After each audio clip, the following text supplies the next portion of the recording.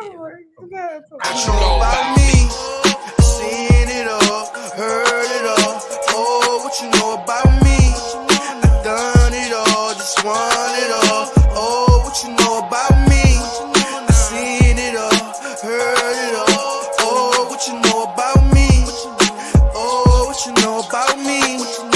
Oh, what you know about me? Hey, not the den dudes, then done. We starting off like that on 248. Welcome to More Than the Title. Y'all know what it is, man. We giving y'all special days. Monday. It's not our normal day, but we got a special episode with a special guest. So we going to do what we do. I'm your host as usual, Jarrett, Chief Revenue Officer at Outside the Box Digital. And of course, I got my brother, my brethren, your favorite CEO, Chadeo. Cuzzo, what's good, baby? Listen, man, I'm done, man. The den dudes done ran out, man. You can't start a show and have certain things in place like yellow M&Ms, and it's like the rider before, when we about to do the performance and we about to perform, we send the contract. I want the yellow M&Ms. I want only green Starburst. You got to have these things ready to get you prepared for the show, and I ran out of den dude. I'm done. Dang. Dude, but what we gonna do about that, though? What we gonna do about that? I don't know, man. But the show is here. Somebody gotta Uber Eats me some Dendu, goddamn it, ladies and gentlemen. You already know what it is. See, we don't even care because it's one of our favorite days of the week, Pod Day. And yes, it's a Monday, and we know that you usually expect us on Tuesdays and Thursdays, but we decided to give you guys a bonus episode this week because we are grateful and we are thankful, right? And we left off last week saying G&T are grateful and thankful for the upcoming holidays. So we're going to, start the show with saying that, right? G&T, shout out to everybody who got a chance to spend time with their loved ones and people that they actually care about. That's a fact. We're not going to get into the semantics of what the holiday means and should we be celebrating as Black and brown people and things of that nature. We're going to use this as just a excuse for us to get together that everybody can kind of be on the same page with, get off of work with, et cetera, and we have an opportunity to show love and just pour into each other in real time, right? Because health is wealth, and we are losing people really quickly at really early ages, so we need to refocus our energies on each other. You know what I'm saying? So what up? So that's it, ladies and gentlemen. G&T, I'm grateful that I had a bunch of friends and family over my house. And they enjoyed, spending time with me and eating good and drinking good. And I was extremely grateful when they left because these motherfuckers be causing a mess, man. Yeah, I love to throw parties, but I hate to clean up afterwards because I ain't gonna lie to you, man. 25 people in the house is nuts, bro. Listen, but it's only one time a year, maybe twice. So you can deal with it, right? It's only one time. I like your enthusiasm, Chynna. and I like the fact that your ass wasn't here washing dishes. Or drying dinner, putting the Tupperware up and helping me either. So it's easy to talk a bunch of shit. Listen, let me have it on that.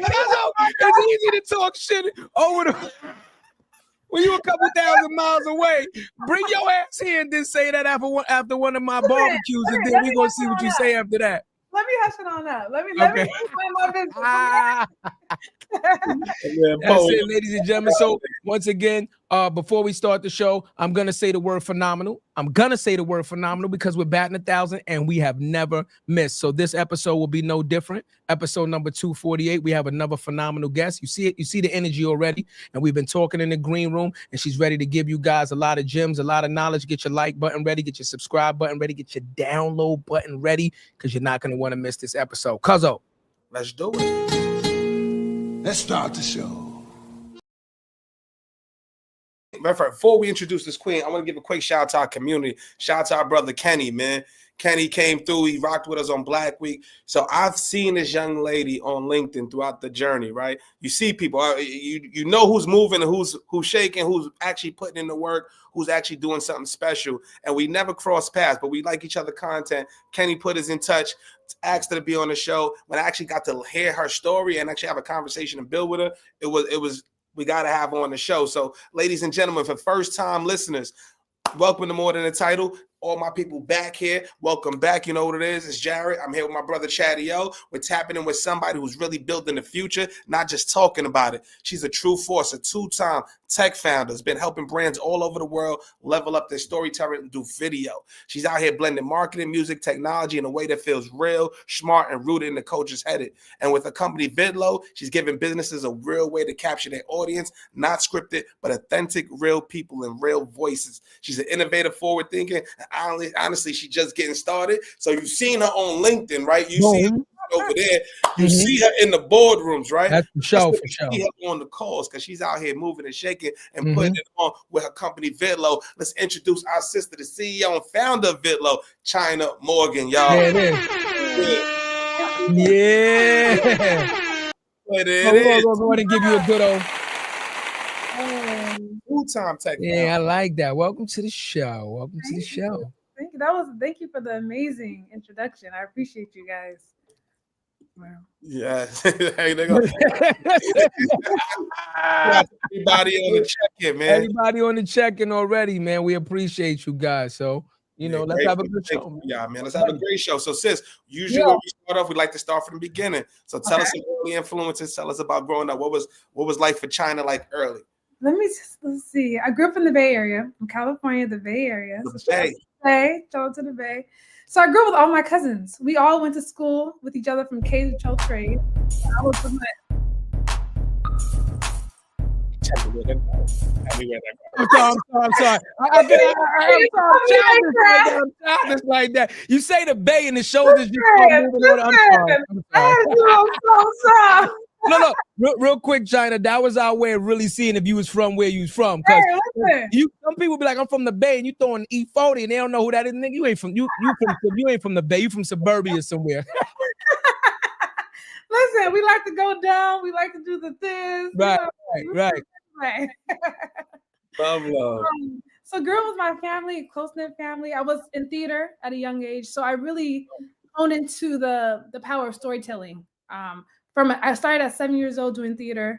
So I think that's kind of where I got the passion from when it comes to storytelling, video content, allowing people to share their real emotions through video. I would say that's been my entryway into what I'm doing now. Theater, what was you doing? Was you doing Romeo and Juliet? Like, what was some of your things? You know what I mean? You gotta give us a little more. Like, what's up with that? I did Raisin in the Sun when I was younger, right? You said which one? Raisin in the Sun. Oh, okay, there you go. Classic. Ain't that the Puffy play? Yeah. I did that. I was 7. My dad's an actor as well. So okay. With my dad.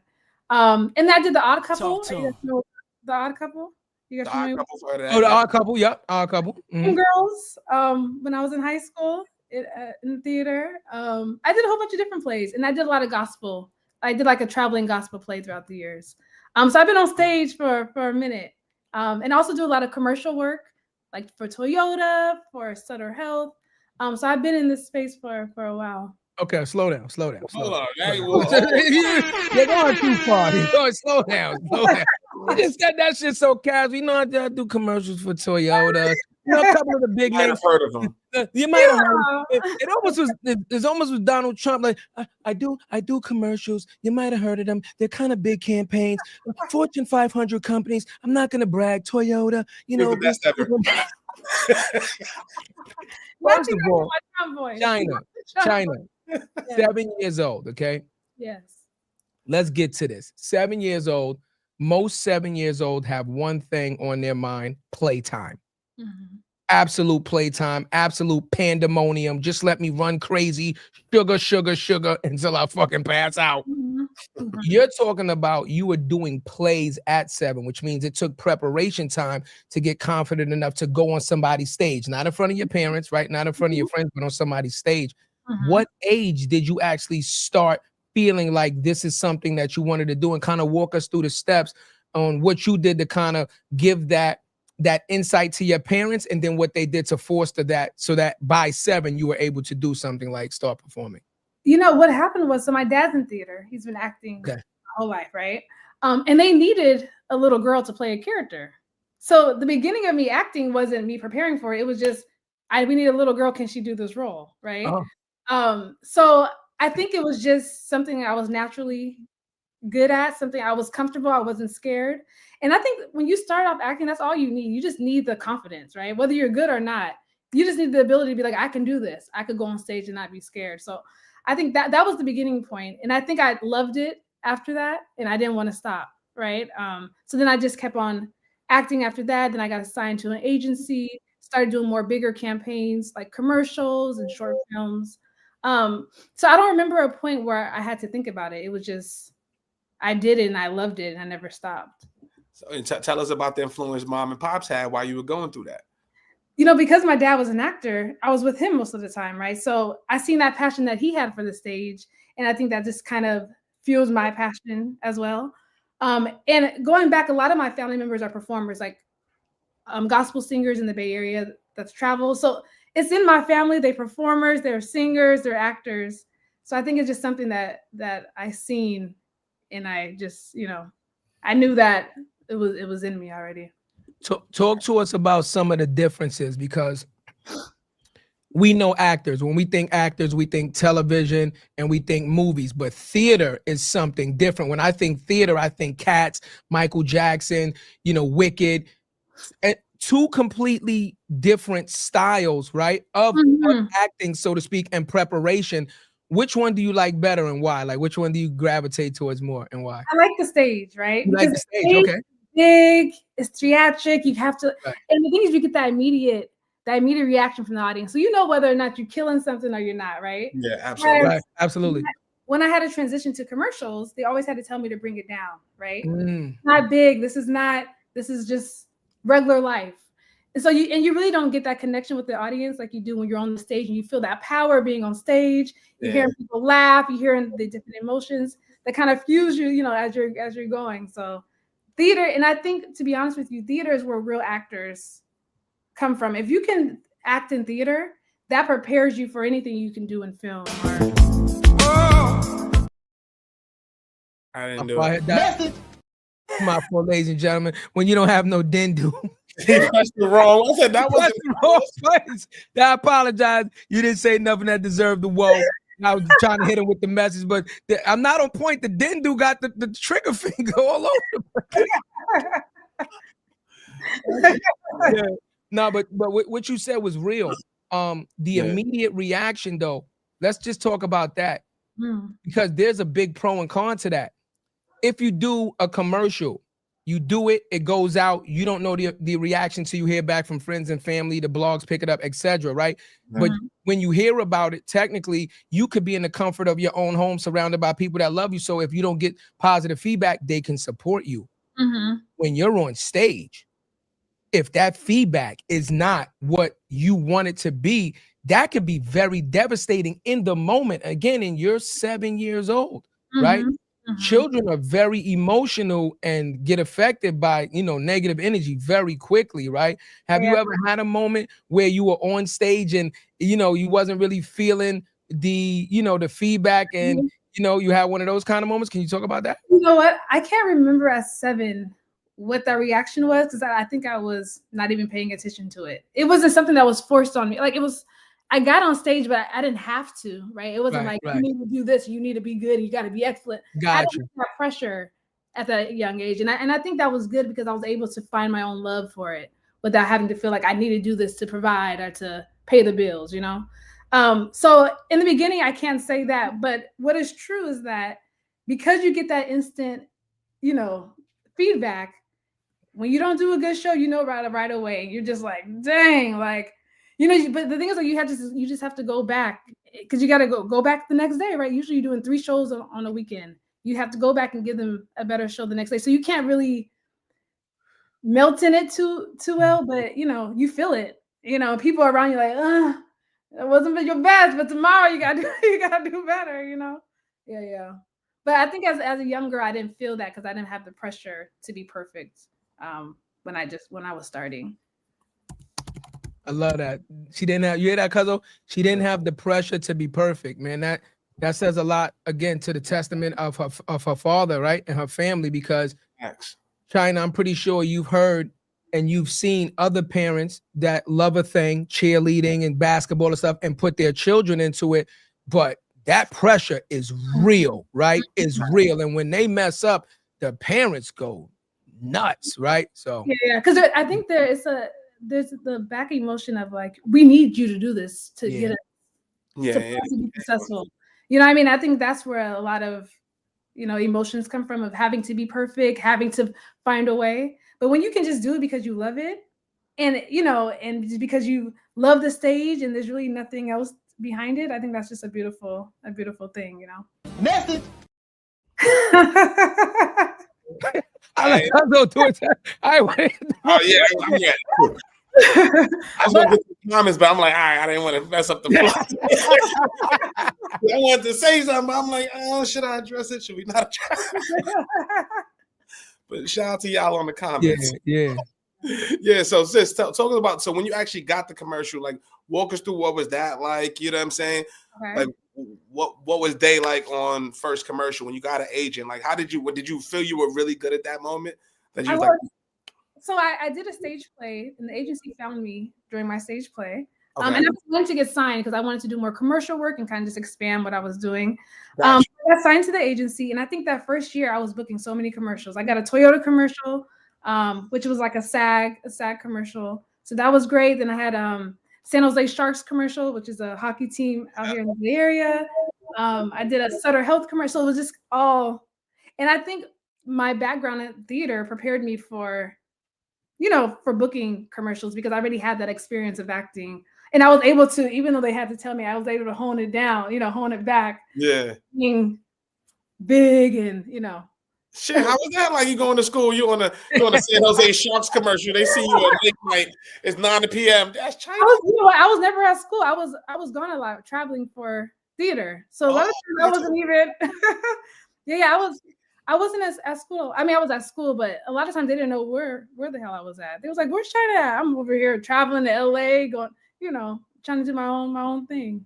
Damn. So your perspective completely different than an average high schooler. Yeah. You went to high school, middle school, Cuzzo. Elementary school. You jumped a couple schools. Colgate. I'm doing Toyota.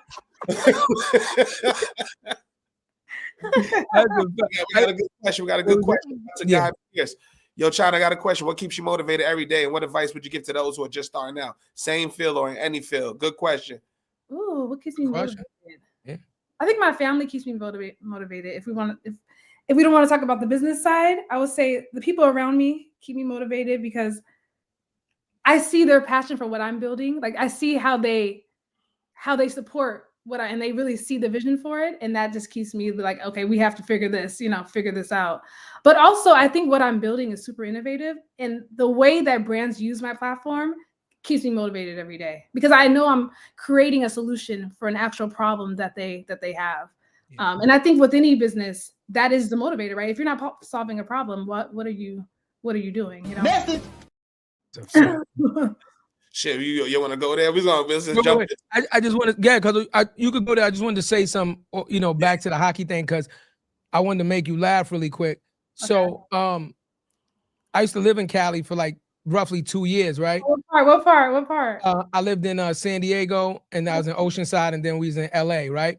Okay. But I don't know why, right? Call me crazy or whatever, but when I found out that Anaheim had a team called the Mighty Ducks, and I seen the logo, I said, "You put a Jason mask on a duck? Like, you put a Jason mask on a duck with hockey sticks?" And I know, and you know, hockey, they let you fight. I was like, I'm with it. They're gonna win. I was like a Mighty Duck fan forever, because I'm like, there's no way that they lose with a logo like that. Like a team comes in the movie or some shit. Huh? I thought you would have just said from the movie. The movie's what made it popular. I'm just saying. I didn't know about the Mighty. I thought that was a fake brand. I thought it was a movie. Well, you know, I'm just saying, I think it's just called the Anaheim Ducks. Okay, gotcha. Yeah, I think it's called the Anaheim. I'm just saying, Mighty. I'm just saying the logo is the same. I'm just like, you put a hockey mask on Donald Duck is wild. Like, you know what I'm saying? They gotta be real. They came to kill. They not playing with nobody on the ice. I had to throw that in there, because that was just crazy to me. I don't even like hockey, but for some reason I was just a Mighty Duck fan. I had a jersey and all that. I was like, this is wild. You were a fan of now, why I gonna lie to you? I was a fan for who your team? The Ducks. You like the Mighty Duck. Straight from the San Jose Sharks. Not giving a fuck. Till I realized that fucking logo ain't mean shit because they did not have to jump ship. Had to come back home to New York. Rangers, go Rangers. And I do want to go back. I do want to go back to what God was Yeah. saying. We don't get into the business stuff, but what Yeah. he did say was like, yo, what motivates you every day? What advice would you give to those who just start? And I know I'm gonna give you our advice, right? So 5 years ago, we started this business, right? It started as a media company. We're independent, black-owned media company. Anybody who's just starting out, like Chynna said, solve a problem, right? I saw a gap, especially with media, right? There's a lot of salacious content, there's clickbait content, there's not people telling our stories in an authentic way that allows you to come on LinkedIn at 7 o'clock at night and smoke and watch us smoke and have a real conversation that's actually meaningful. Doesn't happen like that.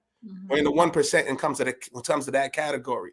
But like what Chynna's going to say to us later when she goes through her story, in order to be an entrepreneur, there's going to be so many things you're going to have to go through.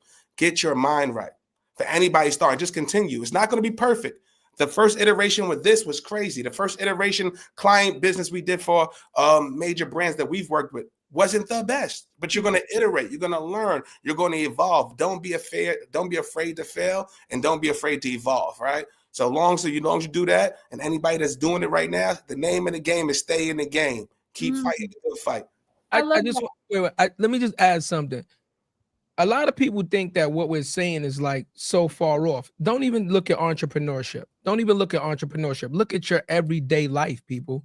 Look at your everyday life. Look at the job you started at. If you started today and you've been there 5 years, you're way better now than you were then. You made mistakes you didn't know. You had to learn, right? If you're a brand new parent, me and Cuzzo have children. I don't know if Chynna has children, but me and Cuzzo have children, right? Based on our first child, when we both became fathers, we didn't know how to be fathers. It's trial and error. So you try and you error and you get better every single day. This is nothing different. So don't look at it. I know we say entrepreneur a lot, and you guys might be like, oh, the message they're sending is just for this. No, the message we're sending is in general, right?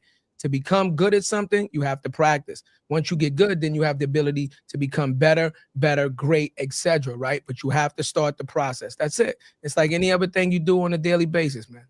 You know, I'm the queen of pivots, right? And I think a lot of times when it comes to people that are starting a business or outside of that, the fear is what people are going to think about them. Like, what are they going to think about if I want to see? And the thing is, you can't even think about that. Who cares? I always say, block out the haters and just do because you're passionate about doing a thing. It doesn't matter what anybody else has to say about what you're building. And when you get all those voices in your head, you limit yourself, right?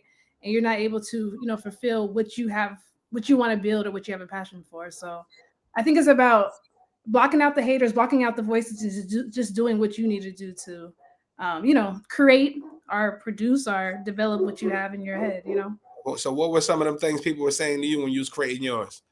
So when I first started, I was getting my master's in healthcare management, completely different, right? I went to college. I knew I couldn't, entertainment industry is such a funky space, right? So I wanted to have something to rely on. So I went to school. I was getting my master's in healthcare management, and then I had the idea of my first app. I was like, what if we're able to add our voice, our GIFs, to our voice, our music to any GIF in the world and share it as we're texting our family and friends? This is like 2016. Everyone's, communicating with GIFs. No one's talking on the phone anymore because we're texting, communicating with GIFs. So I was like, I think I'm gonna start my first app. So I went to my family. They were like, go for it, do it, right? So, okay, I got there. I got some support there, but I didn't know about nothing in tech. Didn't come from tech. It was me, Yahoo, and Google during this whole time, right? So I started going to networking events because I was trying to meet developers, meet other people. And there was one developer that I was connecting with, and he was like, don't do this. Like, so many people can do this. Like, you don't need to do it.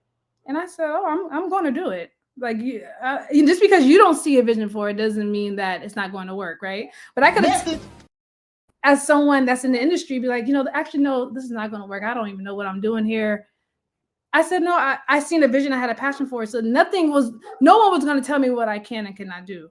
I ended up building that platform, and that's how we got our first brand partnerships with Shell and Pennzoil, is from that app, right? Now, if I would have listened to him, I wouldn't be anywhere where I'm at right now, but I'm glad that I always have the confidence.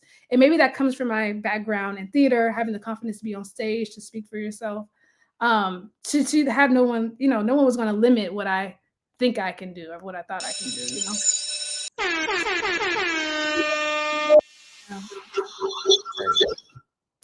Echo, damn echo. And it was, I heard the dog too. It sounded like the dog barking. Oh, he's talking real. That's my dog. You know who just tried to limit you, right, Chynna? The man. That was the man. So you start talking that Once you start talking that real shit, the man be like, nah, we don't like this shit. Have to drop a dime on him. Well, the fuzz. Not the fuzz. No, that's a great mindset to have, truly. And I think that people that have that type of a mindset, you're just born with it. You just know it. You feel it, right?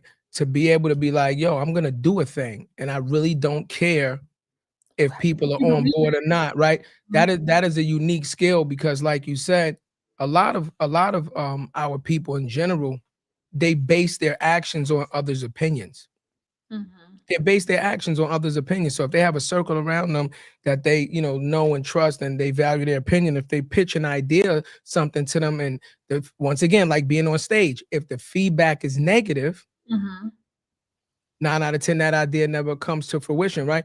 How many times, can you think of that? How many of your friends came to you like, Chynna, I got this great idea. Chynna, I got this great idea. Chynna, I got this great idea. And you like, yo, that's dope. You should do that. But the idea never comes out because you don't know what other feedback they got that might have been like, yeah, maybe it's stupid.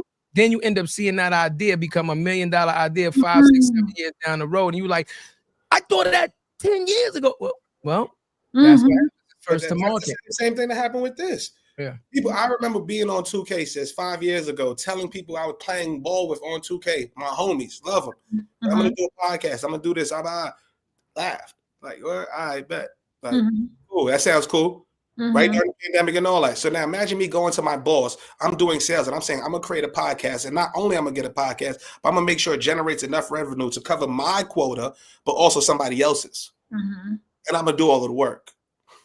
Like, you have to bet on something. You're looking at me like you're crazy. I said, give me 90 days. 90 days, 450,000 closed. We closed 2.5 million in the agency based off of the podcast. Wow. Straight up and down. And for anybody listening, right? And to my homies that's listening that rock with me, I know they wasn't laughing like, oh, da. But sometimes a lot of people are afraid of putting in the work. And I love that also. Some people can't see your vision, right? Your vision is not for everyone, right? So you can't rely on people to fuel and to be passionate and be excited for you because they can't even see it for themselves. So how do I expect you to see something for me that you can't even vision for yourself and for your life? So I think to put that on people when, they can't see themselves doing that. How could, they're like, you can't do that. What do you mean? Oh, okay. You're going to see, I'm going to be an example of what, when you put your mind to it and when you believe in yourself, what you can do, I also wonder, like, what is it changing the mindset? Now imagine the homies didn't laugh. What is that scenario? They don't laugh. It's like, yo, you right, yo. Imagine if I had this. Yo, you know what? Yo, I know somebody that does this. You want to talk to him? You want to do that? And that's what I want to promote within our community.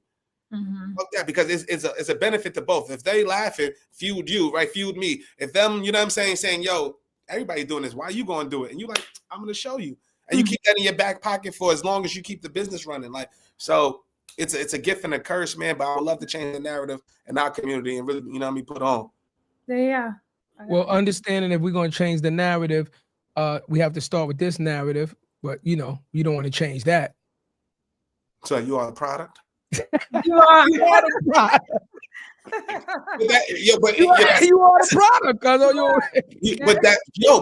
but that is real though. As a brand, as a personal brand, you are. You are the product. Entrepreneur, people are not buying from you in the beginning because they're buying it from you. Do they like you? Do they trust you? Right? It's not because we got the most amazing product in the world. So as founders, we are the spokesperson. We are the face of anything we're building. Which allows us to connect to. Don't leave that thought. I'm glad you said that.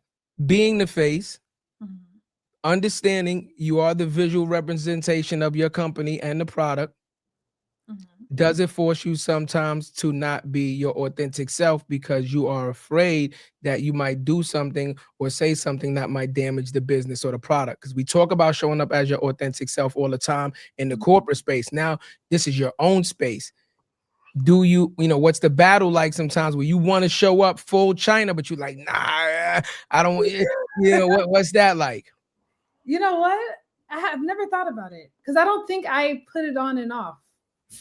You know what I mean? So I don't think I've had to go in a room and be like, okay, make sure you got your buttons together. Make sure. I think I'm pretty much myself in any room that I go into. So I don't think I've ever had to think that, like, make sure I put my other face on, which I'm grateful for. And also my thing is, like, if because I'm coming as myself, right? If you don't want to work with me as myself, then that's just, I can't fault that, right? I have to be okay with, I'm not going to work with everyone. Not everyone's going to work with me. And that is fine because there's so millions of people that want to work with us and that see the value in what I'm building, that see the value of me as a founder. So I try not to even get into those conversations or that conversation in my head because it really doesn't matter. Whether you want to work with me or not, I'm going to come as myself, Beat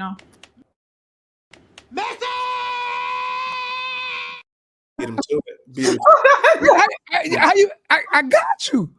I was the first one was me. You hit the second. Ah, I had to go in there. I'm getting fast. I'm getting fast.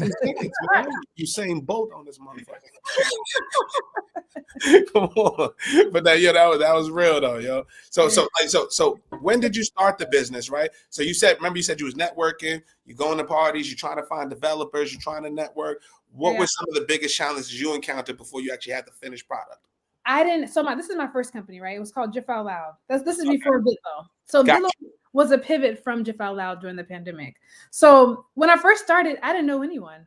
I didn't have any friends in tech, didn't know any marketing people. I came from this healthcare space, had nothing to do with the marketing and tech space at all. So I was really doing everything by myself. It was a struggle of not having a community. I didn't have anyone I can rely on to say, hey, is this going to work on a business side?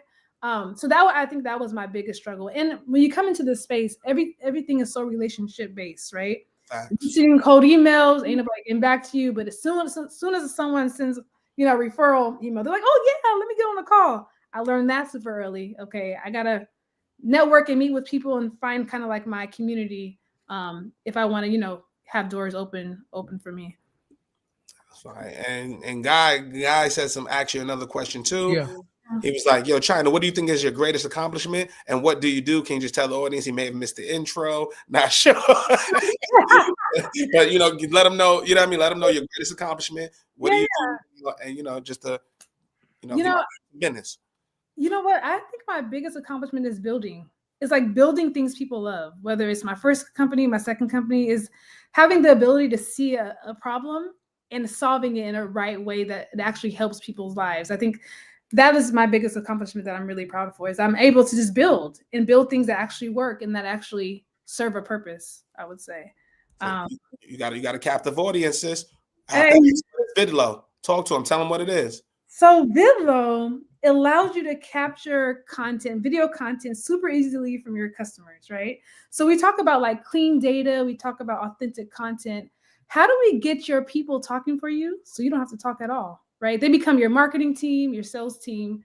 Because a lot of times, us as business people, we want to tell you how amazing we are. Oh my gosh, I'm amazing. My platform is amazing.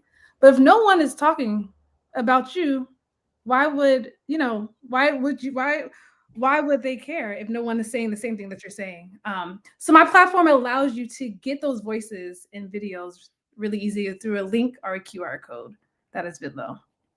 So perfect example, guys. You're in an event, maybe you're an artist, you got a performance, right? Maybe you can have a QR code on the screen. You can pull up the QR code and somebody can actually make a video in real time that's in the audience saying what they felt about your performance. So you can get that real UGC and allows them to share and allows you to share. So it's a really dope platform. So if you really, if you guys are creators, if you guys are a brand, small business, anything like that, right? It doesn't matter. It applies to multiple verticals. Multiple. And I can give this some use cases. Oh, were you gonna say, Chadeo? I just was going to add to it. One of the biggest benefits to this thing is it's almost no lift to you as the person or the artist that's using this thing other than putting up the QR code. When you sign up for the platform, they set everything up. So once you send that QR code, the person has it on their phone, personal phones. They can walk away, do their own thing. It's immediate. And you can keep signing autographs, still keep performing. You know, talk to people, take pictures on the side, all while people are scanning this thing and giving you that immediate impact. So it's a great tool, especially for people that do not have a large team. I'm gonna say it again, right? We always complain about the support. We don't have a team. Yo, I'm doing so much. Well, this is a great opportunity for you to get a lot of things done with just you as a person, or just one person to just put up the QR code. It's extremely low lift, extremely low lift. You might not get it easier than this. I don't know, Cuzzo. I don't think you're gonna get it easier than this. I don't know. Like, y'all did all the talking for me, and that's exactly what the platform is about, right? When someone loves your platform, when they see the value of it, what are they saying? So that other people will want to buy and learn more and use it, right, to benefit what they're building. But my goal when I started building it was, how do I make capturing content so easy? Whether you're 3, you're 70, you can create a campaign and capture content at any time. And I think we've accomplished that.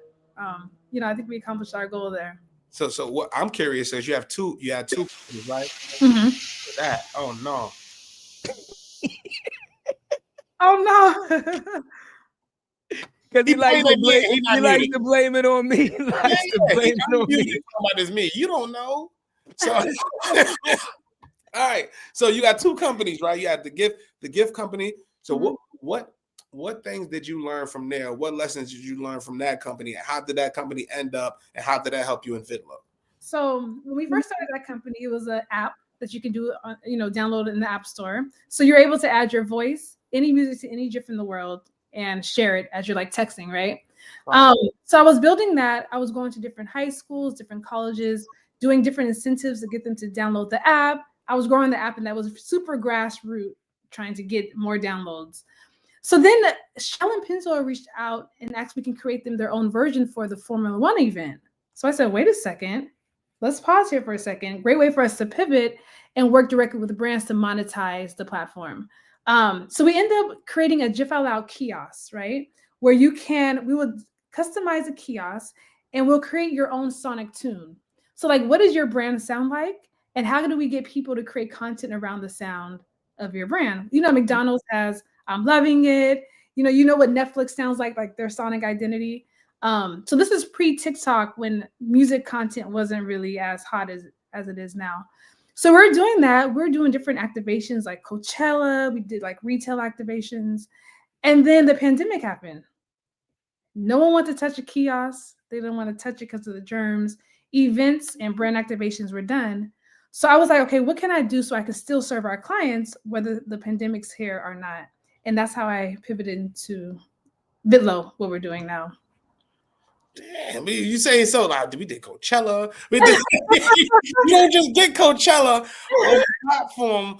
Like, what the hell? If I'd have said it first, they would have said it was rehearsed. How do you do that? Chynna, because when we say things, we be on the same wavelength. Because I'm saying to myself once again, like, you just, we did Coachella. It was good. I'm just like, Coachella, like Coachella, like, you don't just speed past that. Like, that's a major accomplishment. Let's tell us the story. How did that come about? Shit, let's go. So it was after. So the thing is, what you learn when you start working with brands is that when one big brand works with you, then it opens doors for other big brands, right? So when you start having these use cases, other brands want to use it for their activation. So during Coachella, there's a lot of brands that activate, right? You have like water brands, and you have like MasterCard, and maybe you have like an activation coming in.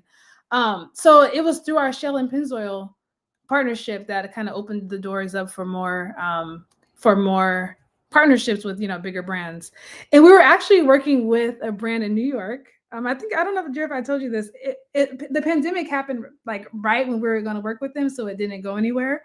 But it was an ice cream shop in New York, and we were creating them their own music tunes for each flavor. So like, what does vanilla sound like? What does chocolate sound like? What does blueberry pie sound like? And then as you're going into the ice cream parlor, you're able to create video content around like your favorite flavor to share on social media. So because we were able to like customize different activations like that using video and music, it was pretty easy to kind of get brands on board, whether it's Coachella, retail, or any other application. So Polar asked a good question. I was thinking the same thing. Like, so he said, will he get hit using copyright music, or does Vidlo have tunes we can use? And I'm curious, how did you get the library of tunes with the licensing? So with Jif Out Loud, right, we would create them their own tunes. So it's their music. Like we had a team. I had a team that would create brands their own sonic tunes. So brands would give them like 3 different characteristics they're looking for, and then our sonic identity, our sonic, strategists would create them their own music for the activation. So we never had to worry about copyright tunes because we were creating them their own music. With Vidlo, we do have copyrighted tunes in Vidlo. So if you want to have music to use for a campaign, we do have music that you can use, and you don't have to worry about the copyrights to it. But during Jif Out Loud, because it's your music, we didn't have to worry about that whole other side of the industry when it comes to rights. Damn.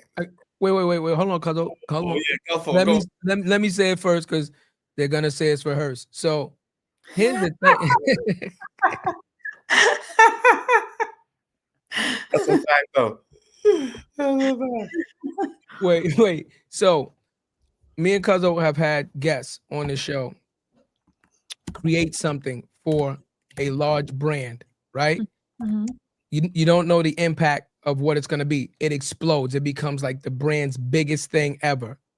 But to them, it's still a contract. They don't get anything extra. Now, you're doing the same thing. You're creating the music and this stuff for these big brands. Is there anything in your contract or anything that says you still own a piece of that technically because you created it? Or once you create it and you give it up, if it skyrockets and goes to the moon, you get no residuals because the price was the price? So it worked 2 ways, right? Okay. You can have one way where you get, equity of that tune forever. And then there's another way where they just play you flat out, and they own the tunes. Most of the brands, they want to own it. They don't want you to have a piece of it. So we didn't really have any brands that I wish, see, it's a learning lesson, right? That I had rights, to forever for the tune. It was more so they play us a flat rate, and they had the tune that they can own forever. But now looking back, I would definitely. How do you get a price on that? On that? So it's just kind of like we in theater and commercials, right? They give you like they pay you a certain amount for forever. So like Perpetuity. it really, perpetuity. So with me, because I was working with like sonic tune strategists, it was really their price, and then I will put our price on top, right? So it was really them, the person that's creating the tune, that had to figure out what that price looked like for them to be able to give their rights out completely, But even that, it's who's to say it don't become ba da da da da. So that, you know what I'm saying? Who's to say, you know what I'm trying to say? So even if it's 8,000, 10,000, right? Hindsight's always 20/20, but what is the average? Yeah, but you know what? Also, it's kind of like when you do commercials. Commercials last for 4 or 5 years, but you're only getting paid for a certain amount of time. And the way the agreements are, the brand owns the rights to your likeliness, to your marketing, to So I guess it works both the same way that it does in the music space, Damn! I hate that. We talk about that all the time. We've had the creator Flo from Progressive on the show. Literally, Mary Webb. Shout out to Mary. We love Mary. She just hit me like a month ago too, and she's a sweetheart, one of the illest people you ever meet. So she created Flo from Progressive, right? So they get one flat deal. Let's just say, I'm just speculating, right? We don't know the intricacies details, but this is basically what she told us. They get paid. She's with an agency. They get paid, let's just say $50 million for this campaign. It's a global campaign, but then it does 8 billion impressions. Then it helps the website go up. Then the traffic, and now the signups, now insurance premium. All those things go up because of Flo from Progressive, right? So now the agency is going to eat, but the person who actually came up with that creative don't necessarily get a piece of that. So now you're looking at your work, and then there's going to be different iterations. You have other people working on it because why? They own that in perpetuity. The flow they own. Yeah. Now they own flow. Yeah. But also, I think in the beginning, you don't know how powerful you are in the beginning, right? Like you don't know the power that how you're going to. So you're coming in just wanting an opportunity and not realizing how you can really change the game. And I think we have to view that differently coming into these conversations with these bigger brands, That's okay. I got it though. Here we go. Let's stay right there. Okay. Two differences though. you're a startup company, limited on resources. You get your first shot at a major brand, Fortune 500 company. It's their terms and their conditions, and you have your own terms and conditions. They're like, nah, this is it. Take it or leave it. What do you do then, right? The price is the price versus because you went to them. Now you are the brand. You've already worked with other brands. Now they come to you and say, we want to work with you. Now you get a chance to say, well, if you want to work with me, here's my terms and conditions. You can take it or leave it. See, but that first one is more often than not, it's your first big deal. You're a company with limited resources. What do you how do you what message could you send to the users or to the listeners of how they can navigate that, right? Because that's a real everyday, dilemma. Yeah.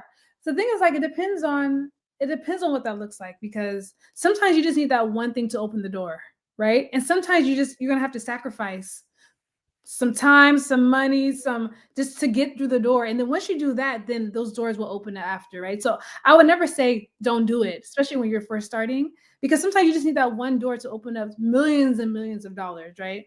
So I think it depends on what you want to sacrifice, what success looks like for you, and how can you navigate success using this deal. A lot of times we say okay, but we're not really brainstorming what that looks like after, right? Or like putting things in place to make sure we get the ROI of that deal that we are sacrificing our money or time for. So that's what I would say is understand what you're getting into, take some sacrifices. I had to sacrifice a lot being a bootstrap founder, right? There's deals I had to take just because I need to have the revenue, right? But I think if you have a plan in place, it's going to work out, because guess what? You're working towards, okay, I got this deal. That means I could get this one. Okay. And then they're going to give me a referral to this one. You have to just map it out, Message. And the map never usually works out, y'all. Just letting y'all know. Entrepreneur, you can have a map out, something will always go wrong. But that's why I think as an entrepreneur, you have to embrace pivots, right? Like, it's not going to work how you want it to work, but at least you have something you have to have some type of map to kind of work around. But I think also you have to embrace pivots. Like, I had to pivot so much. I had to turn lemons into lemonades every day, right? As a solo founder. So I think you have to be okay with things might not look like you want it to look, but trust that you're gonna get there eventually. And I think if you don't trust the process, you're probably in the wrong space anyway, right? Because you don't know where you're gonna end up. But if the pivots might be way worth it than not, Message.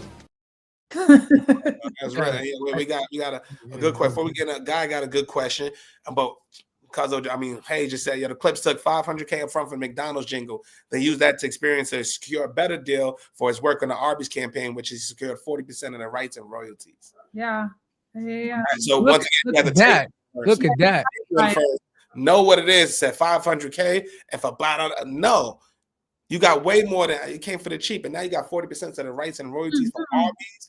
That's fire. Wait. So did Hayes say they turned the deal down, or they took the deal and then used that? No. So they took the deal with McDonald's. They took the deal. Yeah. Their next deal, they used that to be like, I wrote McDonald's, and now Arby's came through, and now they got 40% of the rights and royalties. Right. Major. Yeah. Way more than that $500K. I promise you that. Mm-hmm. Yeah. You know what I'm saying? And also, he asked a good one. What was your biggest challenge in your journey to success? I would say doing it solo.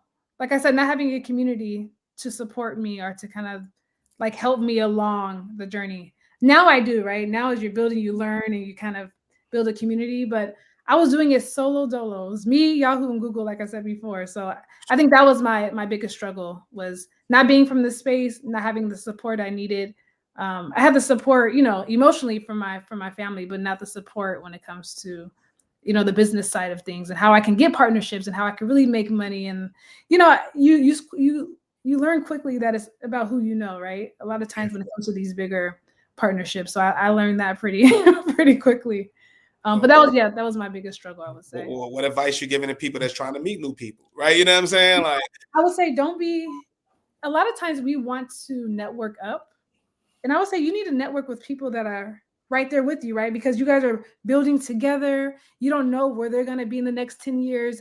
And also, don't come in as a user, right? People know when you just networking to use. Also be a resource. How can you support whoever you're coming across? How can you give them opportunities, right? I think it's about being happy for other people to succeed, because it's always going to come back to you, you know? Message.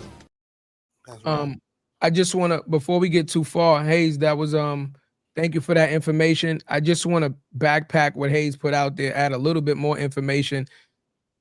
Ladies and gentlemen, the Clips was offered the $500,000 deal because they are already the Clips. They are already worldwide superstars. They've been in the music business. They're already celebrities. They did the work to get them to that deal. I want you to understand that most people are not going to see a $500,000 deal right off the back, right? So I want you guys, when you see these numbers and they, you know, were able to negotiate for a certain percentage, that's because they already had the team, the resources, and the knowledge of being in business and the music for so many years already, right? Most entrepreneurs, when you get your first deal, please do not, you know, look at these numbers and be like, well, Clips got 500,000. I should get at least 4. It doesn't work that way, right? Their brand has enough value to get that. And if your brand doesn't have that value, then you need to, you know, be mindful at the number that you're coming in at, right? Because me and Cuzzo talk about that all the time. Chynna, I know you know this new generation, the IG generation, instant gratification. You know, they don't believe in the latter. They believe in, I started something and I'm a boss tomorrow. Like that's just how they operate. They, you know, they want everything right now. So we got to just talk to them in real time and say, listen, that deal might not be right. It might not even be 6 figures. It might be a 5-figure deal. Let's talk reality. Our first deal was only 4 figures. It was only 4 figures, and that was okay with us. And the feedback we got immediately after doing the 4-figure deal was, yeah, I can't even believe you charged that. Shit, I'd have paid 2-3 times for what you guys just. I'd have paid 2-3 times that, and that immediate UGC right there. Now we can go and base, but we would have never known that had we not took. You see what I'm saying? So yeah, so you gotta be mindful. Just to piggyback, whatever the price, whatever the product is, just make sure the product is great, man. It is, and that's what happens. Like, so then they look at the top dog law, right? Right? If you're a bad motherfucker at the bottom, right? I get best. He was commanding $20 a joint. $20 a joint.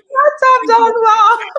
You got I called God and you couldn't get a car if you had God on your thing. Top dog got it. I'm like, yo, son, nigga had God. But it's hilarious. You in the car falling out. That's a fact. But you know what? How long did it take for him to get that iteration of what that was? It took a lot of long nights. It took a lot of failure. It took trying to find his voice. It took a lot of that, but he started at the ground level. So what Cuzzo's saying, we ultimately saying, you got to start from the ground level, but just go hard at it. Perfect your damn craft. Yeah. And the money will come. The 500K will come. Yeah. But showcase it, right? Showcase that journey. And I think, like I said before, have a plan where you're taking these smaller deals, but get a video testimonial from them to say why they love working with you, how you change what they're building, right? You start to build your credibility through people talking for you, right? And I think that is a strategy in how you can get bigger deals, because now people are vouching and they're saying you're amazing, you know? So that's the power of video content, video testimonials. I'm coming from Chadeo right there. What is that? I gotta give you a point right there. Hey, we gotta pay some bills. We'll be right back. Y'all go to Vidlo. You know what I'm saying? And for the all new users, it was Guy, it was Gary, the whole team. You know what I'm saying? Make sure you get your hoodies. It's time. It's holiday time. Listen, you said you was drinking. Why are you going to drink anything other than your more than a title chalice?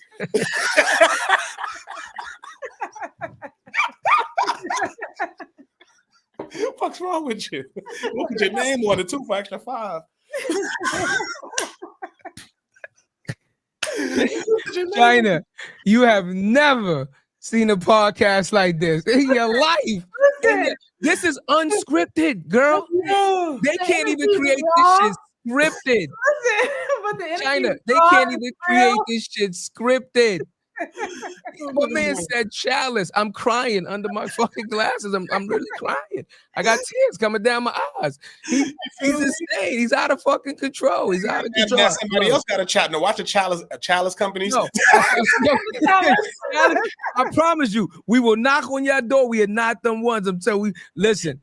And if you call us right away, listen, here's the thing. if you call us right away, Man, God. then if you call us right away, then we can have a conversation. But if you wait till tomorrow, the next day, and see something else we did, then just understand that Yesterday's price is not today's price. Yesterday. The site right now is Cyber Monday. There are no deals on the site, but we appreciate you. You will get a one-on-one exclusive. That's not true, guys. If you go to the You site go right now, it's free, no free shipping. no, it's It's entrepreneurship. No, get your shit at full price. We'll see. Let me tell you something.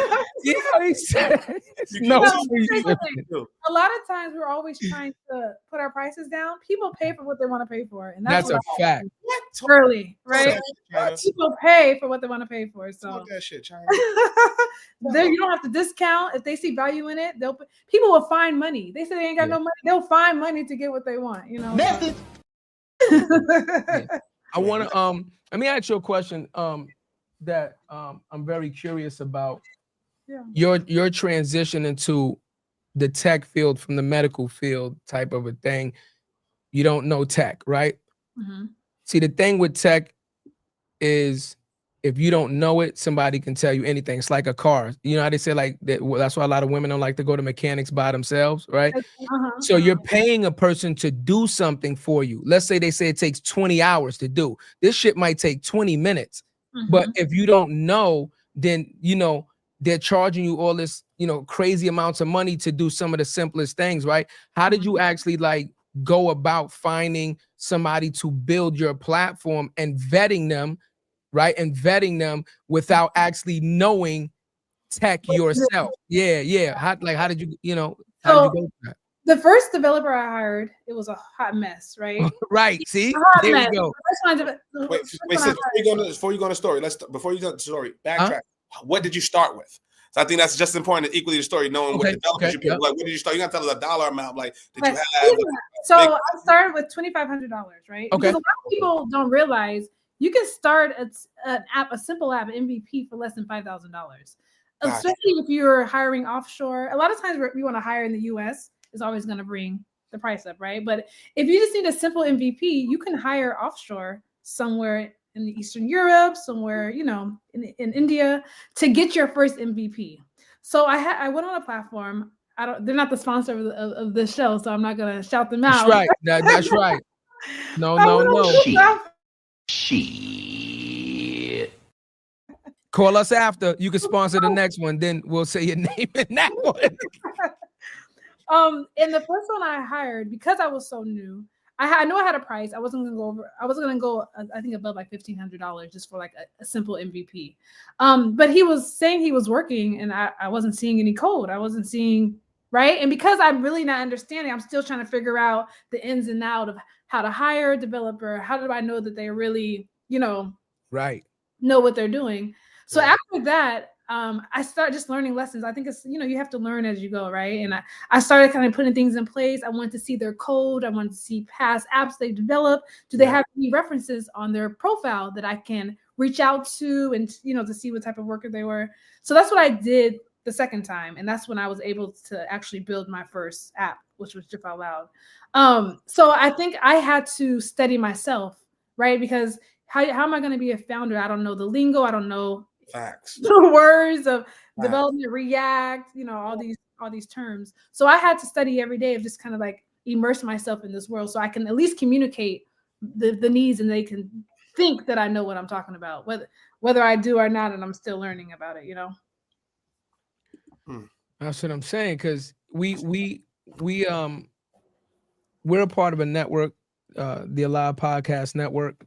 The founder is a young Black female, Angel Livas, and same thing. And she's a developer. She had, she developed the app for Alive and things of that nature. And just speaking to her as a female, right, in tech, right? It's not too many. And in her experiences, she was like, it was an absolute nightmare. Like, it was absolute nightmare. And then you just said like the first one, right? What if the first one ain't where it needs to be and you need a reiteration, or it's a bug to be fixed, and good God, right? So that's why I asked you that, because again, you can be extremely intelligent in one thing and not know anything about something else, right? So if you're coming from another field and you want to do a thing, but you don't have the education, more oftentimes you'll get taken advantage of because you don't know what things cost and the law of the land. So that's why I asked you that, because I'm pretty sure you had to start studying a little coding, a little this, like you said, the vernacular, right? So that you can at least sound like you understand what's going on. So they'll be like, okay, I can't take, complete advantage or something, Also, I don't think we have an excuse anymore, right? We have the internet, we have AI. I mean, we can educate ourselves, right? And I think it's just knowing that we need to educate ourselves in order to be successful in this space, because we don't come from this space. But if I didn't have the internet, I don't know, and I wasn't in those spaces, I don't know how I would have been able to do it as fast as I did. But shout out to Google for sure for educating me on it. And then I was able to find community and mentors that I can really kind of get more, education and gems from. So that was helpful. I like a quick detour. He said, anyone that wants an MVP with both the co-hosts, Jarrett and Chadeo, get a discount less than $1K. Only on this podcast. I get a matter of fact, help make this more than total app. Listen, that was 10 years ago. I think the price went up since then. So I don't know if you can still get the same MVP for $1,500. I'm trying to say we Russell Westbrook out. You better come on. You're talking about less than a K. You feel me? Nikola Jokic. Hate it. We trying to build here. Disgusting. Yeah, Chynna, I want to tell you something. Like, I don't know if you see all the comments that are coming through, right? And those are just comments on one or two platforms. You can't see the Instagram comments and stuff like that because the platforms, they separate sometimes the comments. But I'm just showing you, like, look how engaged the people are.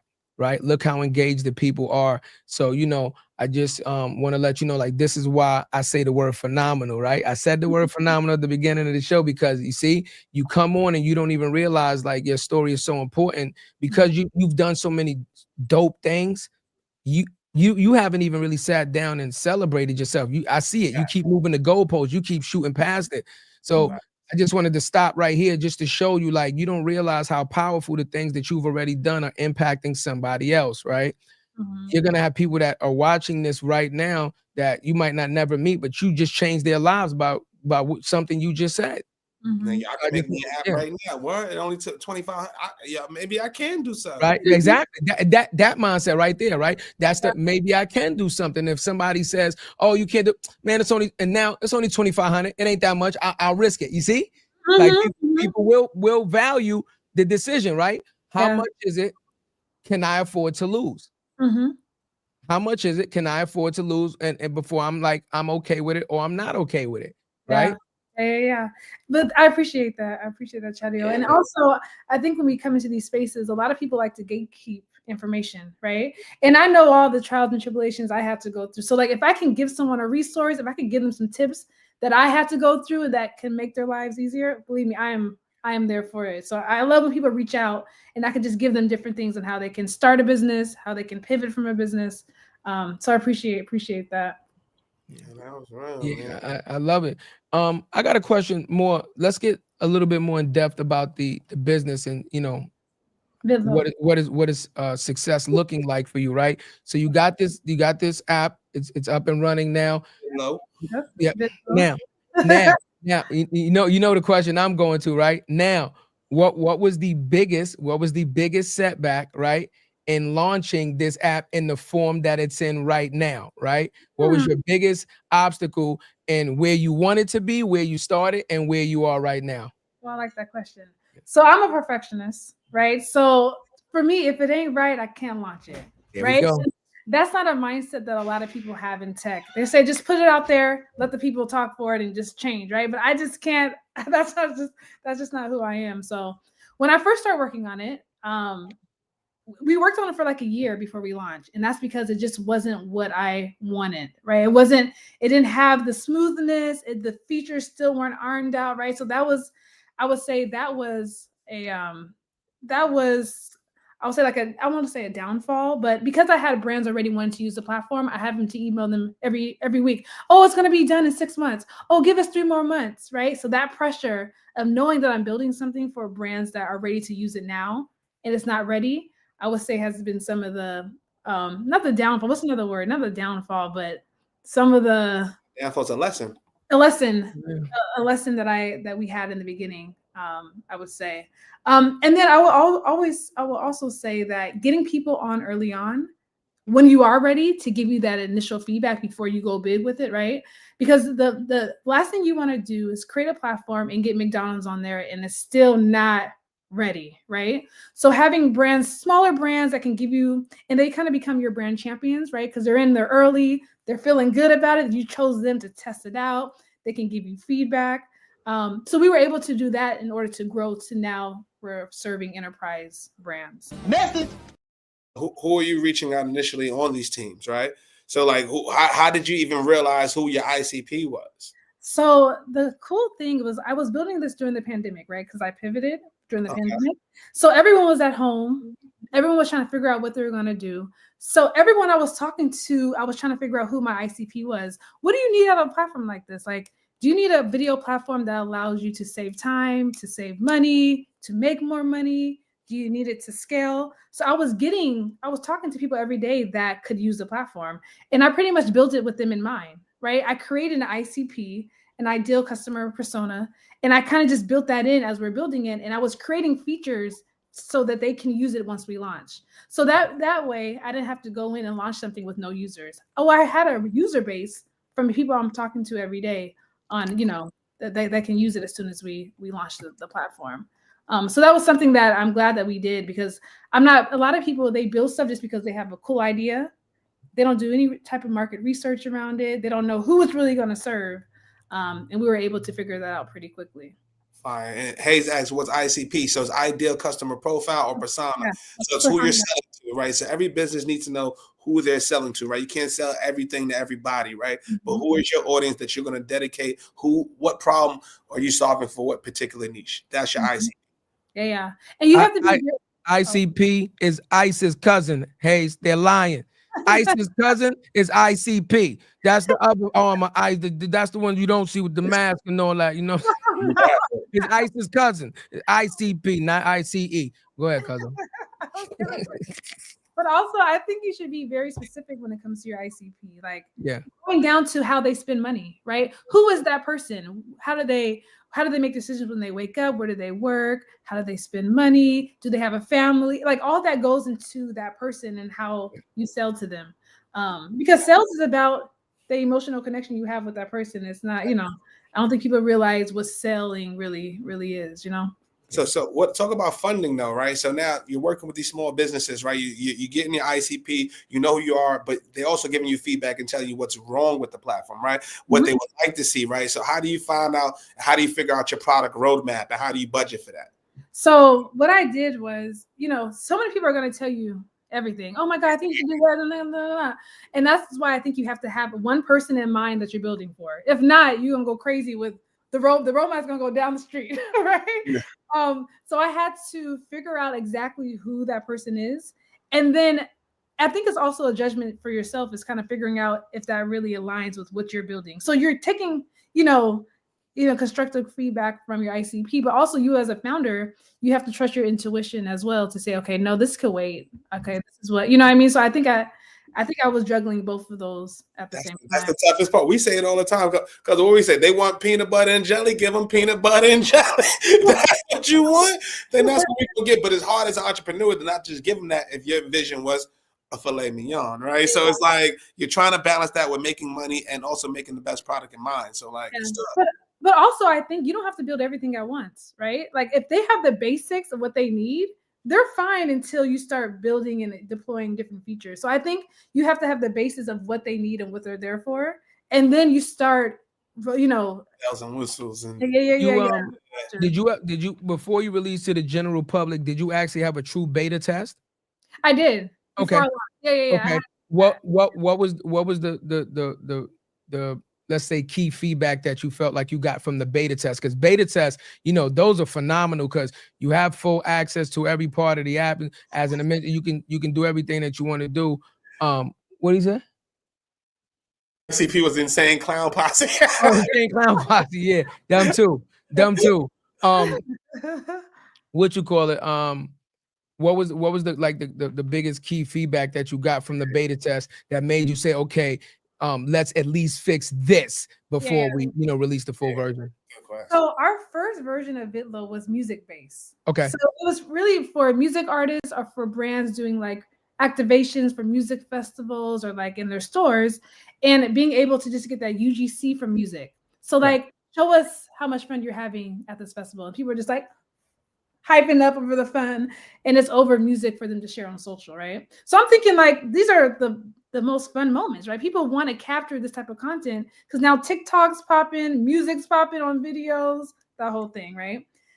So I sent it out to our first beta testers, and they're like, we want video testimonials because we want people to actually say why they love us, why they want this experience. And that's when I really realized the power of video testimonials, especially for smaller brands, right? So then my key there was, how do I create a platform that either when they come here, they know they're saving time or they're making money. So that was kind of the roadmap from there. But it was, they wanted video testimonials, stories that people can express in video. You on mute, Cuzzo? I'm saying I be totally forgetting one on Instagram. It's mad comments. Shout out No, to Chris. that's what I said. Everybody. I said, yeah. Instagram. I forget sometimes the double screen and looking at. I be so into the conversation. Yeah. The so let's talk ownership. Let's talk ownership. When you task any of these developers to create this, did you do a work for hire contract with them ahead of time? Because a lot of people, you know, fail to do that, right? You pay somebody to create something for you, but if you don't show that it was a business transaction, then technically, if they own the master rights to it, they can say they own it. And technically you would have to buy it back from. So that, you know, I was curious, did you have that in place already? Like, listen, this is work for hire. What you create, it becomes mine, right? Yeah, okay. Yeah, I had that. Also, the platform that I work on, it's mandatory on that platform. So anything that you hire on there is work for hire. You don't have to worry about. But I would say, as a founder, right, as a business person, just make sure you have control over your code. Make sure you have all the logins. Make sure you don't just give them the power to create and you really don't know what's going on. I would say document everything, because when you bring another developer in, right, you need to be able to outline exactly what's been done, where's the APIs, all of that. Right. But yes, work for hire. Yeah, because you know, one of the worst things in the world is going behind somebody else's work and not knowing what was done. Because it takes actually like triple the amount of time now, because first you have to figure out what it is. You don't want to do the wrong thing thinking he did something, then you might screw up the whole system. So you creating a path for that is dope. Yeah, cuz I was gonna say, just think of it in the general terms, like building a house, right? You build a contractor to build the house, but you still own the house, right? Just make sure you own the house. Make sure your house is in order. You know what I'm saying? Same thing, right? Make sure your IP, make sure all that, make sure you have your, what you said with the logins is key. A lot of people think the logins, what if you miss a payment or something? Now they got the logins and now they own, like, you know, it's a lot of stuff that could get funky. Yeah, and because we're not developers, that's like a horror story, right? Like not having control, someone taking over, and if it's a business you're making money from it, that is like I think that would be the biggest horror story of my life. Would it be, you know, someone taking over? And I want to give out some information. Ladies and gentlemen, also, we talk business a lot, and I don't know if we actually brought this up, but because we're talking about ownership and things of that nature, listen, one of the most important things you have to have as a business is a lawyer. Somebody, even if you're not paying them by the hour, somebody that knows law, that can read a contract for you and or design a contract to protect you, right?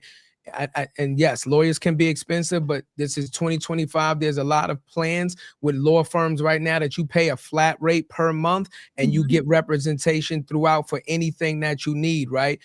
So please Stop thinking that, you understand and you know everything. Yes, you could technically pump it into AI and have them translate, but have a real-time lawyer look at that contract, because that'll be one of your biggest mistakes, and that might end up hurting your company, or you might end up losing it or something like that because of something that small. Okay. Yeah. Peace. And sometimes it takes something happening for you to finally realize. Of course. Because you started your company, you're excited, ain't nothing gonna happen. And then you were like, oh, I should have dealt. It's just like accounting, right? Have those books in order in the beginning so you don't have to worry about it after, So that's a message for sure. So what's the biggest challenges you're facing? Because there's people listening. First of all, I'm gonna give you flowers. Just on just on LinkedIn alone, we have over 150 comments on this episode.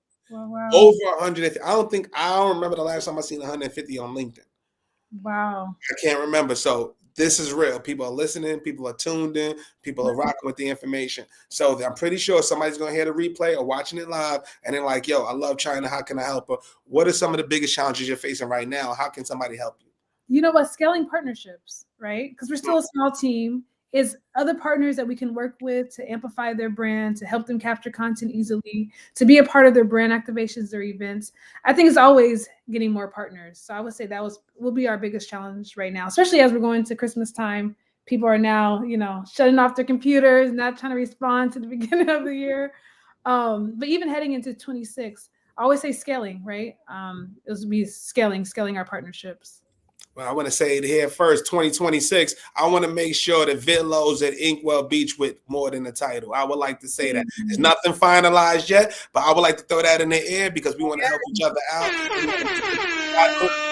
We do it. That's our thank you. So as well, we might as well, unless you want to go deeper, Cuzzo, we got more. I'm just saying, like, I was going to give it a, welcome to the family. I mean, yeah, I got one more question. All right, let's get it. Let's go deeper. And no. I just got one more question. We've talked a lot about where you started your career. 6-7 years old. Now you own and run businesses. We've talked about the ups and the downs. We've talked about you not having a village or a community to kind of support you, right? So we have to talk about mental health, right? We have to address this, right? How has the stress of going through all of these things and you feeling possibly like you're by yourself affected you, right? Not having that support system to help you through. And what advice would you give to our audience that if they're going through something similar, maybe a way that you got through it? I love this question. And I think because I had the support of my family, right? I never felt like I was by myself in a sense. And I didn't feel the pressure of like, if I don't make it, this is all for me, right? So because I didn't have that, my mentality going in is not as like, okay, if I don't make it today, I don't know what I'm gonna do, because I had the support of my family. And I know that I always have something else I can rely on, So I think for me, mentally, it's just realizing that everything's gonna happen in its own time. I can't force anything, right? What is for me is for me. And I think if I didn't have that mindset, I would go crazy, right? Especially you get so many no's just being an entrepreneur. What do you do with those no's? Should I? And I don't think I've ever had the mentality to give up. I don't think it's just not my personality, right? But I also think because I didn't have any outside stressors, that helped with my mental health, because it was something I can rely on, right? Like they're going to support me, so I know that I can't give up, right? And there wasn't any, I would say, like pressure to like, if you don't do this, we're not going to support you no more. Like I can't pay my rent if I don't make this deal. Because I didn't have to deal with that. I didn't have to deal with a lot of, of mental health as I'm going through these journeys. This journey, That's real. That makes sense. I do want to ask you, you got the realest fro I've ever seen on the show. That's not a question, because that was a statement. No, I'm getting to the question. I need to know the story, because that's your brand. That's your identity. Like, you got the realest fro I've seen on the show. Bars. Straight up. He always got bars, man. He always got bars. I swear to God, I love it. Oh, no. Like, real talk. Like, what made you be like, oh. I've always loved curls, right? So then, you straighten your hair. I got the braids, and then I was like, let me check out my curly hair. And I've been pro ever since. I've been a pro for years now. But I love the curly pro. Listen, we're gonna talk hair care products in the green Listen, room after the show. You know what I'm saying? That's Pete. I had to ask. I know you thought it, Pete. I gotta ask. Oh no, Pete died. No, it is. No, we talked about it in the green room. We was talking about it. Yeah,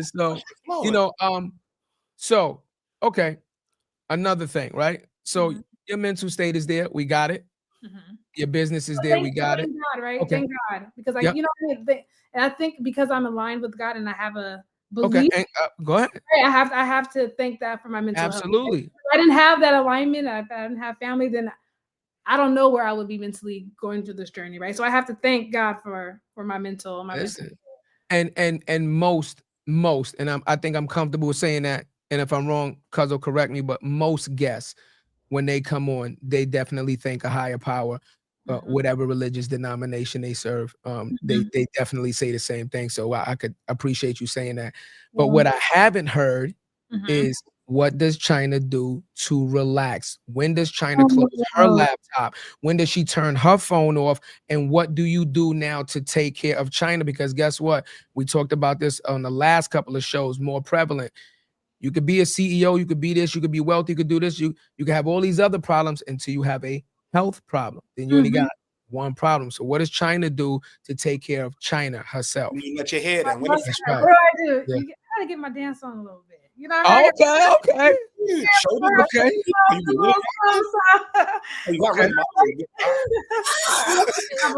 Right? I love to travel. Okay. What I've done is that, because as an entrepreneur, you can easily become a workaholic, right? Because you're the main one pushing it forward. So I had to put boundaries and I need to be out. I need to be with friends. I need to be somewhere outside of my desktop. So on the weekends, that's kind of when I shut everything down and kind of live for Chynna and not for Vidlo or for the platform. So I usually travel. I find bomb food spots. I'm a foodie, so I'm always trying. Oh, foodies. Cuzzo, raise your hand, foodies. I'm hungry now. I just ate a plate before we started. That's some smoked neck bones. Are you guys adventurous when it comes to food?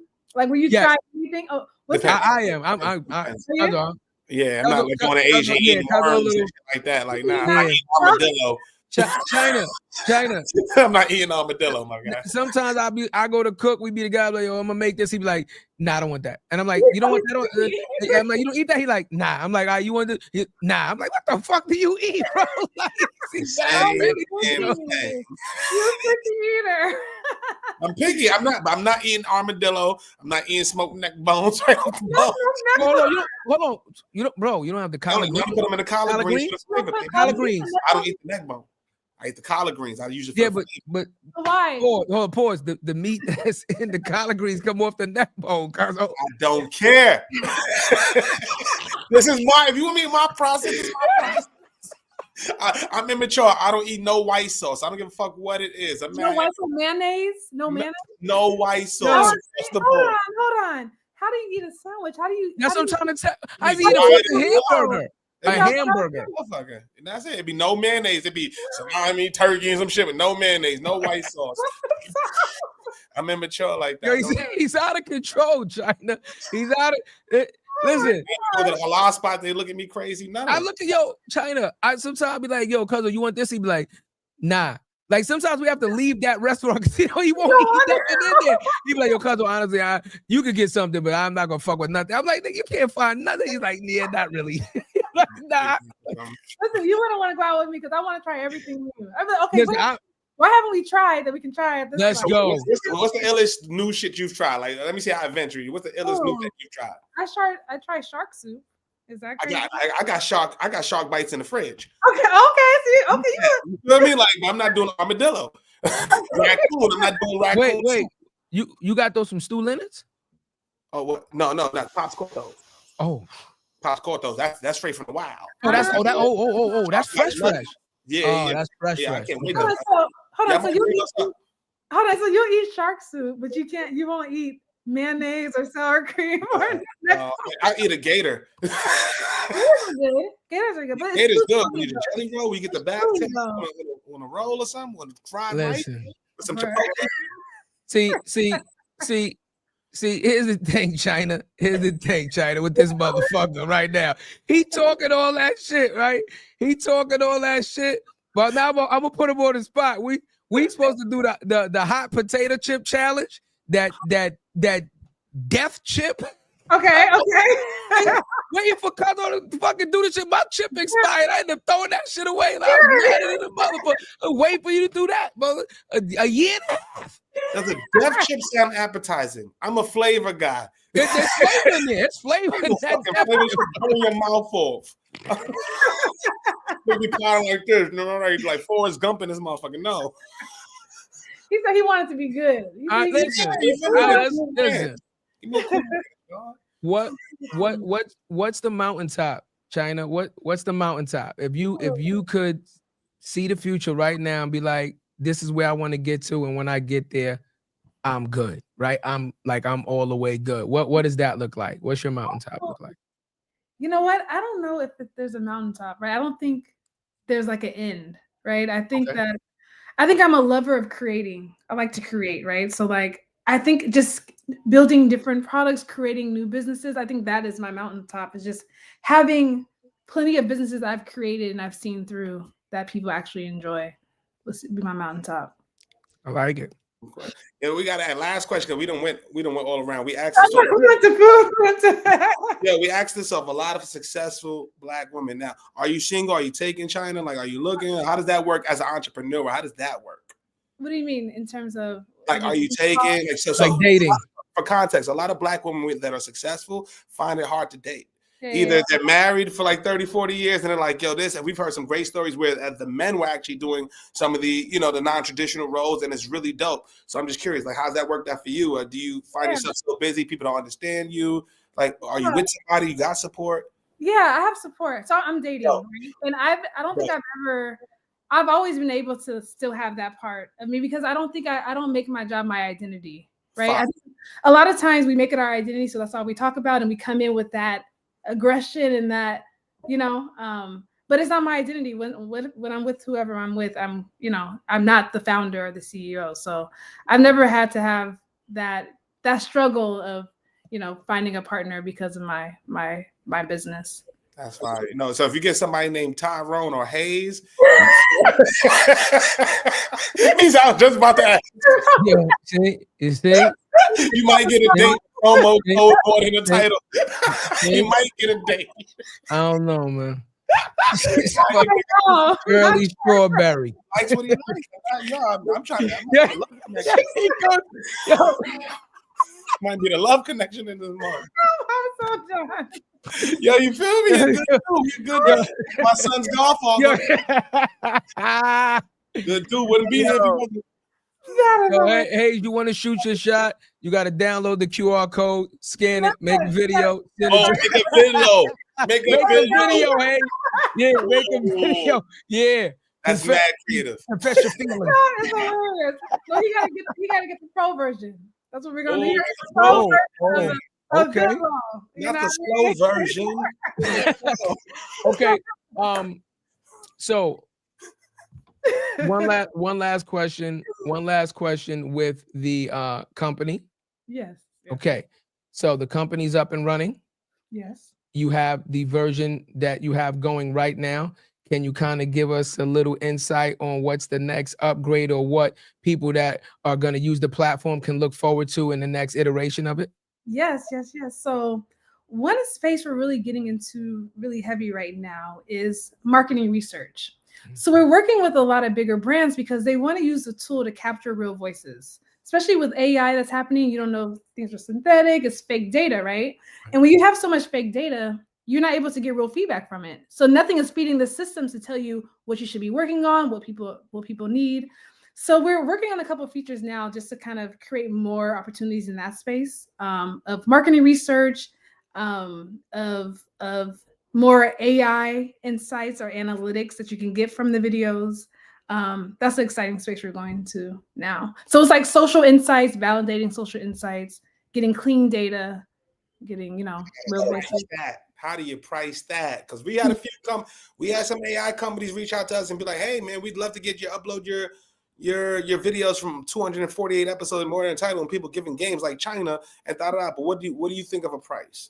How do you price that? With those features, it's more enterprise, right? So we're looking at like the bigger brands, the Walmarts, the Targets, the Amazons, because they need real content to make decisions, right? They're not looking at for like the marketing side. They're looking for the feedback and the real voices side.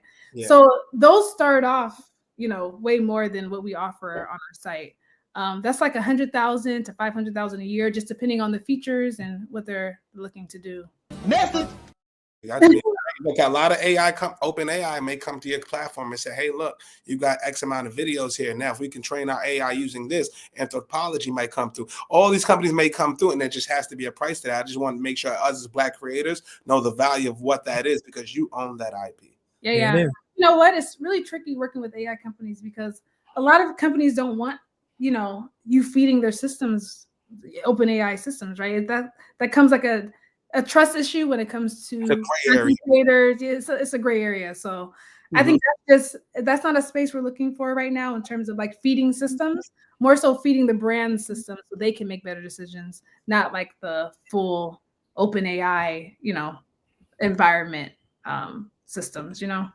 That's a good. I never thought about what if the brand feeds it through this shit anyway? I mean, that's on them, right? Because now they control that content. But for us, we don't want to go behind the brand and then feed it to OpenAI. Now they're just getting all this content, but guess what? No one's getting paid for the content that they have in their system. So that's where it just becomes a little. No, that makes sense. But we're gonna talk offline. There's a way to get it coming and going. Okay. There's a way. There's got to be a way. I got you. Just so you know, my screen is froze. Oh, so you're lucky because that was wild. What? That was it. It's a way to get it coming and going. It's crazy, bro. Give yourself one. You give yourself one right now because my screen is frozen. You give it. That's a fact. You do the right fucking thing. You bastard. You do the right thing. You do the right goddamn thing. You know, I want to. It is with sincere joy, Chynna. It is with sincere joy that me and my cousin welcome you to the More Than a Title family. So I just want to, and let me tell you what that entails, because this is super dope. We don't gatekeep either. Okay, so you're episode 248.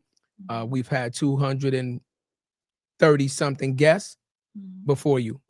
We'll have hundreds of more guests after you. You now have access to any previous guests and any future guest that comes on. Anybody that you see come on the show, all you have to do is reach out to us and say, hey, I would like to link up with so-and-so. We'll check your schedule, check their schedule. We'll put you guys on a Zoom call. We'll say, hey, A, this is B, B, this is A. Have a good day. We jump off the call. Whatever business you guys do, you do. And we ask free 99.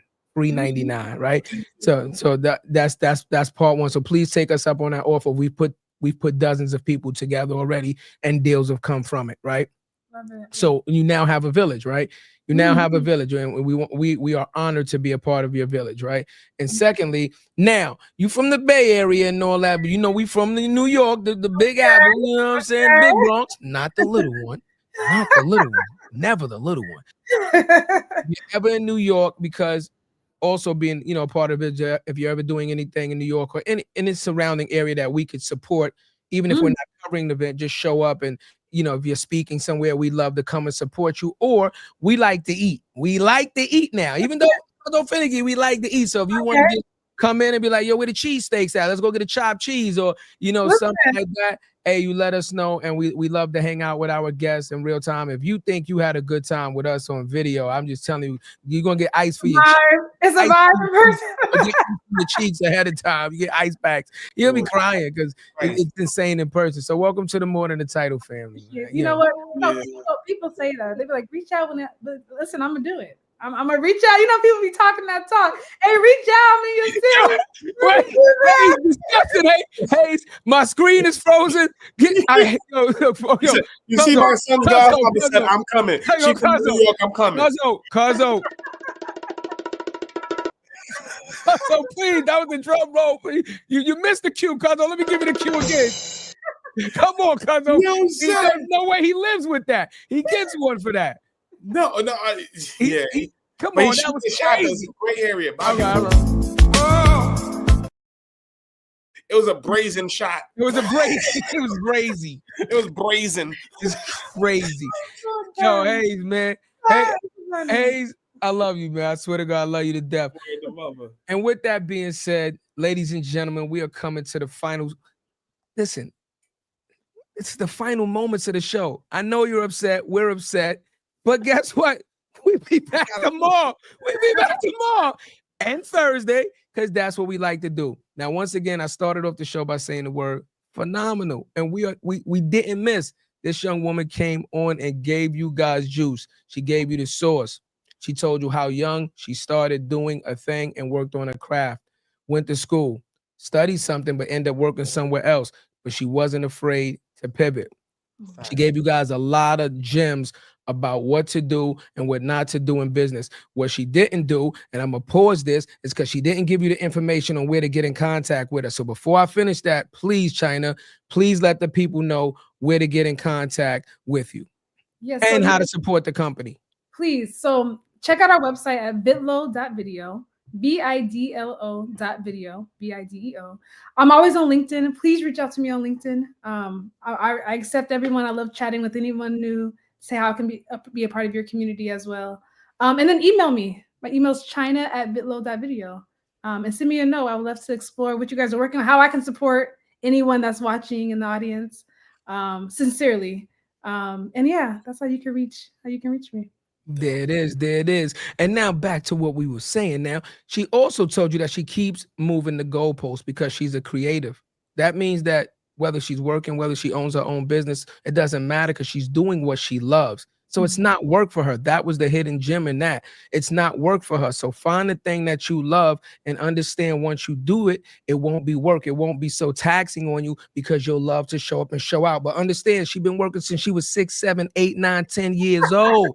So you old motherfuckers ain't got no excuse. Get up off your ass and go get to it and stop playing around. Because our whole personification reiterates what we say to end off the show every single time. The dream is free, but clearly the hustle.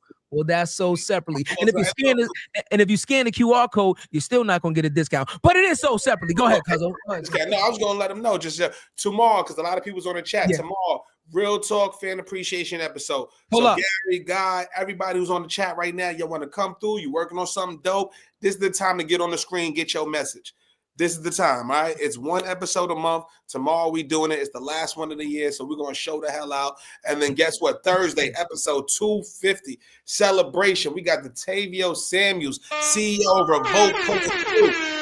We got him pulling up on at 6:30 sharp to celebrate with the bros. We have a great time. And guess what? Next Tuesday, we got the CMO of BET, Kimberly Page, coming through. And then the Thursday after that, we got Michael Kiefer 112 pulling up. 112. I'm excited with that one, baby. What we doing? What we doing? Know, man. Listen, man, it's your favorite podcast. Oh, and I also forget, so we have too much fun on the show. Please, I cannot forget this. If and when you reach out to this young woman, again, to connect with her or support her business, please be respectful. Please be respectful, as we always ask, right? Our guests are giving you their personal information and allowing you to contact them, and we haven't had a mishap yet. But remember, it only takes one person to ruin it for everybody. So let's always be respectful. Let's always be professional. She runs businesses. So if she doesn't respond right in the moment, give her some time, okay? And remember, Hayes is trying to holler first. So mind your business. And it's your favorite podcast. I'm going to plug you in, Hayes, because you my brother. I love you. We're going to see you tomorrow. You know what it is. About me.